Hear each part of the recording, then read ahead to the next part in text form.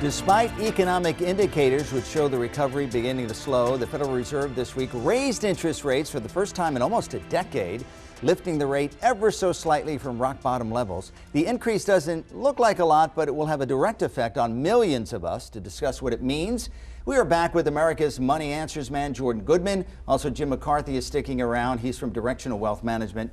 And also joining us on this segment is Charles Steindl. He is a former executive from the Federal Reserve Bank of New York. Gentlemen, welcome.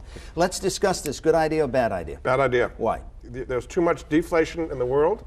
Other places are lowering their interest rates. The European Central Bank recently went to minus 0.3, even deeper into negative, because they see the signs of deflation. As we talked about before, oil's down to 34. I think it could go into the 20s. And all the other commodities, copper, aluminum, coal, you name it, are plunging.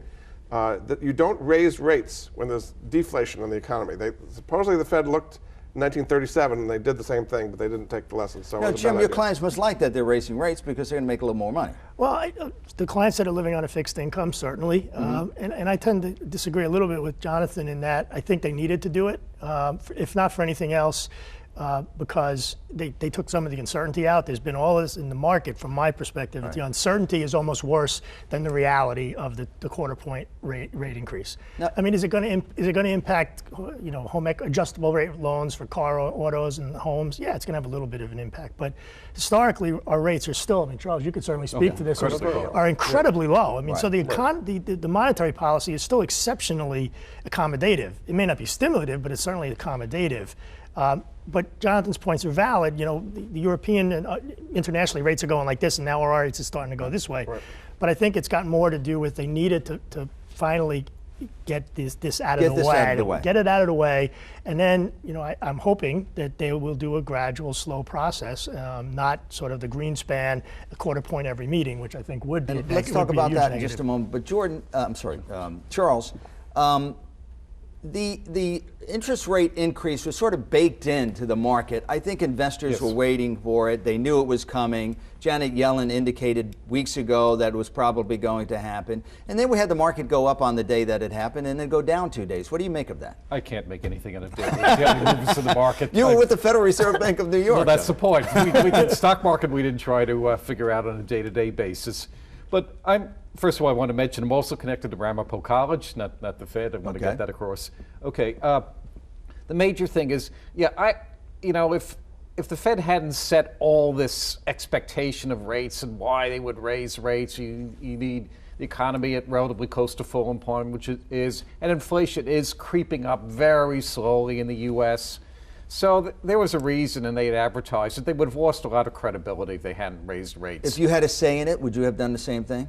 Or voted for the same thing? Probably not earlier in the year. But when it came to the point in December, when it came to time to make the move, then yes, I would have done it. Now, do you see this? I've heard people say, well, maybe this is a one-off thing. They're going to wait another. No, they're going to do more. You think so? I think they're going to do 3 more in 2016. And why do you say that? Because they want to get their rates up so that if the economy turns down, they've got some bullets to use. And so I think they're going to do it in the first part of the year, because the second part of the year gets very political and they want to stay out of the political season. But we have people struggling out there really just to make the payments they can now, and they have these adjustable rate mortgages or loans and so on and so forth. The prime rate How do you sell that? The prime rate went up from 3.25 to 3.5. So anything tied to the prime, auto loans, consumer loans, small business loans, mortgages to some extent, credit cards, all those are going to go up. So if you're going to pay more in interest, you're not going to get anything after 4. Then it's already become political because we're in the political cycle right now. We're in the election cycle right now. And I tend to think that they'll be a little bit. I think there may be an increase or 2 next year. The dot plot says 4. The market, basically, from what I do for a living, is saying 2. That's sort of what's baked into the numbers right now. So somewhere between 2 and 4 is 3. In a obviously. deflationary environment, we're raising rates. But I tend to think that they are going to be a lot more gradual. That they're not just going to do it just to have it. I mean, Jonathan's point about them liking. It won't be every meeting. It'll be every other meeting. It definitely will not be every meeting. I don't think, and it may not even be early in the year if the economy continues to stay soft going into the first part of the year. Now, if the economy seems to be strong, employment continues to be strong, and there is some indication of wage inflation, which is really, I think they're more concerned about that. There's a lot of deflation in the economy when it comes to the other things, but they're going to focus on wage inflation, I think, as a primary thing. So there may be an increase in the first half, but I'm personally telling my clients that we're leaning towards the second half of the year to see that happen. Again, predicated on what happens with the economy. Charles, not to become political, why didn't they just wait till next December? What would 1 year have mattered? I think there's too much of the committee is worried that inflation gets into gear, that inflation goes to approach and goes above the 2% target. And I think that was the fear, that the horse starts to get out of the stable. And How does that happen with gas prices falling, with food prices falling, with commodity prices falling? If wages are growing, it'll happen. Wages is part of it. I mean, the official inflation rate is now 1.2%. So we're not even close to the 2% official target. I'm not disagreeing with you. I'm just giving you what the views are of many members but again, of the committee. that's baked in. That's the point. Yeah, and that inflation rate is including the decline in the oil prices. Yes. So if you look at just wages, wage inflation is at 2% right now. More deflation in oil prices. Now, you mentioned oil prices, so let's talk about this now. They've gone down precipitously. Correct. And they continue to go down. And my question is, why are they going down? It's a supply-demand situation. Demand is relatively stable, if not less, because cars are more efficient. We're talking about India and China growing more, Chinese. Yeah, but even they're relatively efficient. But the real problem is on the supply side. So in the past, Saudi Arabia is the so-called swing producer. They produce about 11 million barrels a day. When they see the price going down, would normally cut back their production to kind of support the market. They're not doing this at this time. And now the new factors are all the fracking in the United States, and Iran, because of the embargo coming off, is going to add about 4 million barrels a day once they get fully up and running. So we have more supply. There are literally tankers waiting off the port of Houston filled with oil, no place to put it. All the storage facilities are full. What do you make of the move in Congress to allow the United States to nice idea. Oil? This is not a time to export oil. There's no demand for it around the world. We got too much oil. But in the long run, it's a good idea that we can export oil. Oil prices concern you, Charles? I think oil prices, I agree, they might be a symptom of weakness of the world economy. China is slowing. I mean, China might be growing, but it's growing at maybe 7% if you believe the numbers, as opposed to 10 or 11%. And that's a big difference in the world economy. India is slowing, and Europe is basically a disaster. Right. So these are the three biggest chunks of the economy outside the U.S. U.S. is crawling up at around 2%. That doesn't add much to fundamental oil demand. Does any of this play into the electric cars and more of these green cars out there? It doesn't really matter. It hurts them, actually. I mean, it's been a big negative for the electric cars and for the solar industry. Obviously, those alternative energy solutions are more attractive with $100 a barrel oil than they are at $30 a barrel oil. I mean, the change now is you've got this climate treaty, which looks like it's going to go ahead. So there's going to be mandates for electric cars and solar and all the alternative energies. It's really a double-edged sword, because even though there are jobs being lost in the energy industry now by the thousands, we have more income, the average American does, because he or she is not paying $5 for a job. It's not equal. The way I like to put it is, the pain of lower oil prices is concentrated, sharp, and quick. Okay, it's in places like Oklahoma, Louisiana, Texas, North Dakota, Wyoming, Alaska. They're really getting hurt very, very bad. The pleasure is diffuse and delayed. It's nice that your gas prices are down, but you say, oh, I saved $3 on my gas filling up, so let me go buy a McMansion and fill it up. Doesn't work that way. Now, Charles, why doesn't the OPEC step in and try to control what they can? I think there's just a lot Turn of the things. spigot. I think it's just a lot of things going on in OPEC. They have a lot of issues there too. They have growing populations as well. They have demands. They want to keep the money flowing in. And also, of course, I think they want to set back the fracking industry. You know, they think if we shut down the fracking industry in the U.S., it'll never come back, which I think is I don't think that'll happen, but at least they're trying it. And I think the other part of it is, I mean, that's clearly part of it. And I just had a thought, and I lost it. Why don't they turn the spigot off? Well, until you get it back, the concentration of oil and what it provides to not only the Middle East and the United States, as I mentioned, is this opportunity for discretionary money. But what you're saying is that people have gotten so used to spending all this money, especially in the Middle East, that they have to just keep producing this oil to keep it going. But if there's no look at Saudi Arabia. I found my point. Sorry, go ahead. With your point. Is that some of these countries, that is their only source of revenue. Correct. Russia, Saudi Arabia. Venezuela, exactly. So in America, where we have lots of industry, we can afford to either produce or not produce, because we're still bringing income into the economy. But I don't know what the actual percentage is, but in Russia, it's a huge percentage of their GDP is the oil industry. Right. So if they don't produce, then they got nothing. So they even if they're in a net neutral or a net negative, they've got to continue to produce. And on top of that, all these countries are cheating. You know what OPEC stands for? The Organization of petroleum exporting cheaters. That's what they do. All right, let's get back to what we're talking about, is the interest rates. How does it affect the average consumer? We'll start with you, Charles. Well, obviously, as was said, interest rates go up, variable rate mortgage payments will go up. And I thought Chairwoman Yellen, Mr. Chance, when asked this the other day at the press conference, she detailed all that mechanism. She forgot to mention, of course, most likely passbook savings accounts rates will go up, and so will money market funds. Minimally.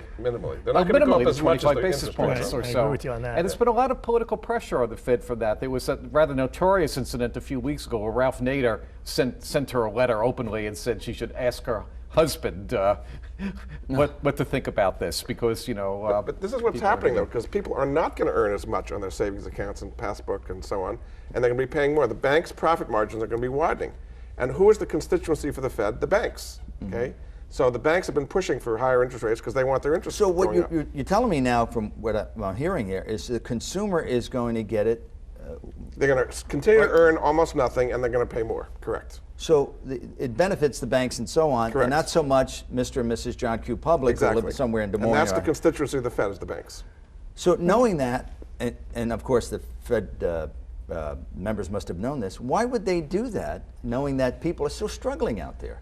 It's not important to them. The Fed thinks they're in their own bubble. Okay, they want to have credibility, meaning by raising rates, it shows they're being tough against potential inflation, which nobody can see out there right now. But you being involved in the Fed, do you agree with that? I think that's one view, but I think quite clearly the Fed is trying to look forward to where the economy will be a year or two now. They see a fair amount of strength in the economy. They see wages growing. They see incomes growing. They see a concern about inflation. I think they are very much aware the world economy is weak and has dragged down prices, which is why they delayed the rate increase from, say, June all the way to December. That was when you good. had this weakening, Glad they did that. the weakening the economy. Yeah. They think of the world economic weakness as, to some extent, there's a little bit of panic here and things like oil prices, and that'll go away.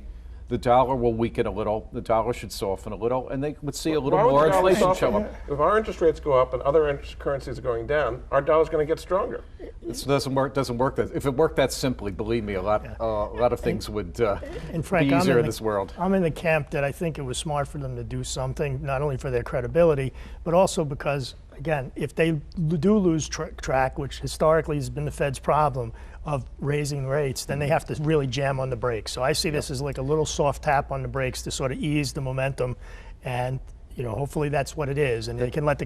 That's exactly what Janet Yellen said the other day. She was fearful of a situation where really inflation goes up, and we do have to hit on the brakes. And that's going to What does it do to your investor clients? What do you tell them now? I tell them it's a good thing, Frank. I think it's an underlying sign that they feel confident enough that the economy, the U.S. economy, can support at least a small nominal increase. Yes, they're going to see their interest rates go up on their car loans, and they're not going to see their passbook go up as an equal amount. The banks, the banks raised from 3.25% to 3.5% on the prime rate. I'm sure they didn't raise their passbook savings from 0 to 1/4. Right. They might have raised it from 0 to 1.1 or 0.15. So yes, in that sense, it's a net negative. But I think overall, the fact that the economy is good, should have taken, the oil is a trade-off, should have taken some of the uncertainty out of the stock market, which again, if your 401k is going up, your retirement accounts are going up, you tend to feel a little bit better. Right, and I don't think it's going to hurt the housing industry too much. We have 2 minutes. This is the last fresh outlook of 2015. Let's look ahead to 2016. Again, we have 2 minutes. Give me 30, 40 seconds. What do you think the economy is going in 2016? I think the economy is going to continue. What we've seen is what you get. The economy is going to grow 2.5% a year. I don't think we'll add as many jobs as we did this year, which was a very rapid year, but we'll continue to see that. The unemployment rate will go below 4%.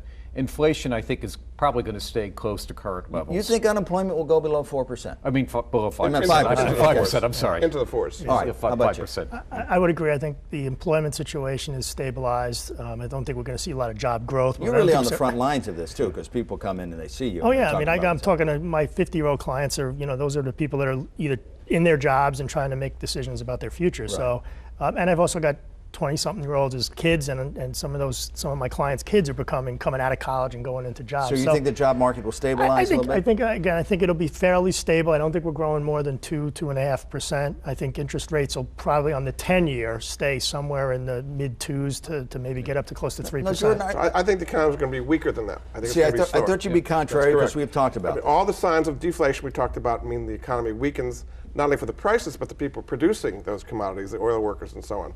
The two strongest parts of the U.S. economy this year have been housing and autos, both interest sensitive. So if interest rates go up, on the margin you cut back on the growth of the two big areas of the economy.